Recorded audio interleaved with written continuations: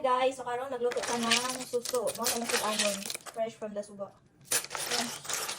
And buhi pa siya tamang tong. And wala na magikuhaan og diri. Para susuko na unta pero parang dito tuhil and then naatay gata, kay gata nako and bombay, luya, and of course ang atong tanglad. So magluto na ta. Di na natdugayon guys, ato na sa lutoon, ato ang mga to lutuan of course, and then ang ato pinaka main ingredient. So dapat ilaming anay sa guys for 1 day or kamo bahala. Then ang ato mga lamas. Of course ang tanglad. Tapos ibutang madaso nato ang gata. Para diretso na ba? Hindi na maglangan-langan pa.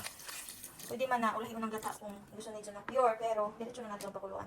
Tapos timplahan na ka nato ng asin, and kamo mabahala kung gusto nyo sa butangan ng magic sarap or bitsin wapen. Ato na sa lutoon.